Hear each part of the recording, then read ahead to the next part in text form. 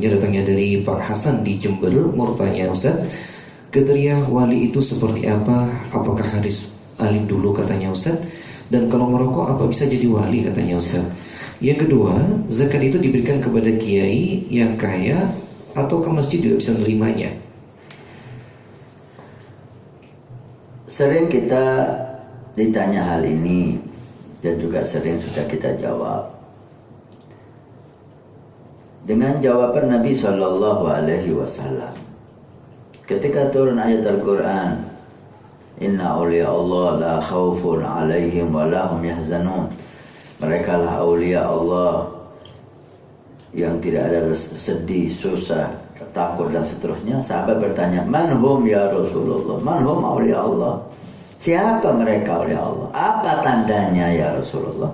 Rasulullah memberikan satu tanda, idza ru'u dzukirallah, jika dia dilihat maka langsung mengingatkan kita kepada Allah. Wajahnya membuat kita menyebut la ilaha illallah. Wajahnya membuat kita mengatakan subhanallah. Wajahnya membuat kita taubat dari dosa-dosa. Wajahnya membuat kita cinta kepada akhirat. Wajahnya membuat kita semangat ibadah. Dia inilah tanda ciri-ciri aulia Allah. Apakah dia harus alim? Nah, oleh Allah nggak boleh bodoh. Mattakhadallahu waliyan jahila. Nggak ada Allah mengangkat wali bodoh, itu nggak ada. Pasti dia orang alim. Wa in takhadahu la'allamahu. Jika ada orang bodoh tapi karena kebersihan hatinya dan mendapat pandangan dari aulia, akan dilatih oleh Allah menjadi wali, diberi ilmu dulu oleh Allah, ilmu laduni. Dia alim dulu, baru dia diangkat jadi wali. Bukan diangkat jadi wali dalam keadaan bodoh. Lah, nggak ada. Wali bodoh tidak ada. Wali pasti dia alim. Kalau dia sebelumnya bodoh, maka dialimkan dulu Allah, diberi ilmu laduni. Setelah alim, baru diangkat menjadi wali. Maksud alim di sini bukan harus hafal minhaj, harus hafal alfiyah dalam nahwu, harus hafal zubat dalam fikih, harus hafal Al-Quran, imriti. La. Bukan itu. Alim di sini dia tahu hal-hal yang diwajibkan oleh Allah untuk dia lakukan. Salat dia tahu arkan, syurut yang membatalkan salat. Wudu dia tahu rukun wudu, syarat wudu yang membatalkan wudu. Alim dalam ilmu yang berkaitan dengan ibadah dia. Bukan harus jadi ulama lah. Ulama lain, aulia lain. Nah, jika ditanyakan apa orang yang merokok bisa jadi wali, Allah alam, itu tergantung Allah.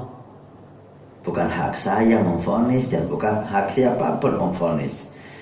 Yang jelas aulia adalah orang yang selalu di dalam ketaatan kepada Allah Subhanahu wa taala. Karena itu Allah mengatakan dalam Al-Qur'an, alladzina amanu wa kanu yattaqun. Mereka lah orang yang beriman dan punya takwa yang hebat. Apa itu takwa? Melaksanakan perintah dan menjauhi larangan. Melaksanakan perintah dan menjauhi larangan. Nah, jika tembakau merupakan hal yang dilarang, maka gak mungkin aulia melaksanakan itu. Secara lahir, tentang secara batin, Allahu a'lam. Kita mengatakan apa yang boleh kita katakan. Jangan kita menjadi Tuhan. Oh, ini gak mungkin diangkat, ini pasti diangkat. Kalau ente Tuhan. Itu hak Allah. Kita mengatakan apa yang kita ketahui dari para ulama, para salihin. Yang kedua Ustaz, tentang masalah zakatnya itu Ustaz. Zakat diberikan kepada kiai. Yang kaya. Dan bagaimana dengan masjid, apakah bisa menerima zakat? Nah, sudah sering juga dijawab ya. Ulama, kiai, dai, ustadz, ini pendapat yang mu'tamad bukan termasuk fi sabilillah. Permasalahannya di sini. Apakah ustadz, kiai, ulama itu termasuk fi sabilillah, mujahidin atau tidak? Kalau dia dimasukkan fi sabilillah, maka dia berhak menerima zakat walaupun kaya. Orang yang jihad fi sabilillah dia berhak zakat walaupun dia kaya.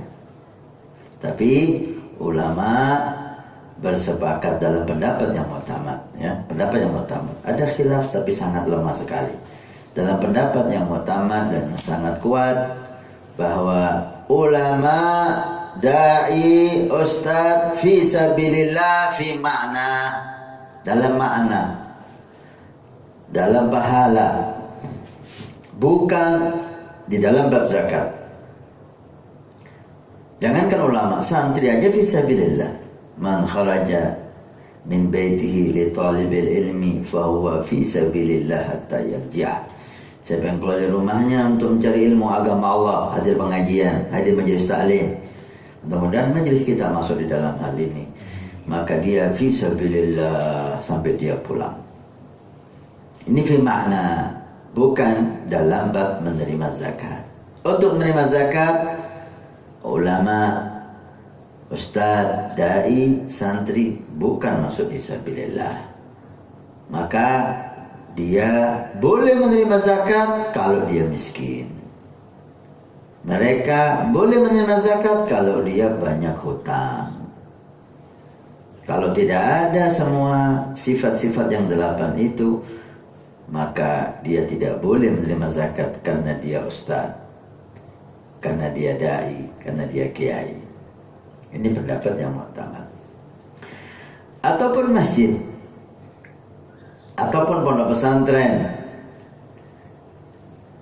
Masjid, pondok pesantren dan yang berhubungan dengan maslahah itu tidak masuk fisabilillah, karena yang boleh menerima zakat itu adalah orangnya, orang, bukan lembaga, bukan yayasan, orang. Sering kita beri solusi, gimana Habib, masjid ini perlu pembangunan, perlu dana, pondok perlu membangun, perlu dana. Ada solusinya. Anda bisa mendapatkan zakat untuk bangun masjid, untuk bangun pondok atau yang lain. Gimana solusinya? Takmir masjid atau pengurus masjid atau pengasuh atau yang tanggung jawab tentang pembangunan pondok itu, dia hutang dulu untuk masjid, hutang untuk pembangunan pondok, sehingga dia menjadi orang yang punya hutang untuk maslahah.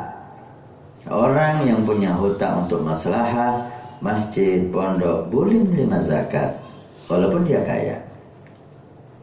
Walaupun dia kaya. Ini cara, ya. Jadi jangan terima zakat dulu, takmirnya hutang dulu, kiainya utang dulu, atau yang disuruh kiai itu utang dulu ke toko, utang besi, utang semen, utang. Kemudian orang yang hutang ini boleh menerima zakat karena dia punya hutang untuk bangun masjid dan pondok. Walaupun si kiai tersebut sugih misalnya, nggak ada masalah. nggak masalah. Kalau dia memang kepingin tak keluar duit untuk bangun pondoknya, ya hutang. Ya yang dapat pahala nanti yang ngasih. Nah, Ustaz. Baik, kita akan kembali, datangnya dari Saifuddin di Bandung. Assalamualaikum ya Habib. Waalaikumsalam. Semoga Habib dan keluarga beserta keluarga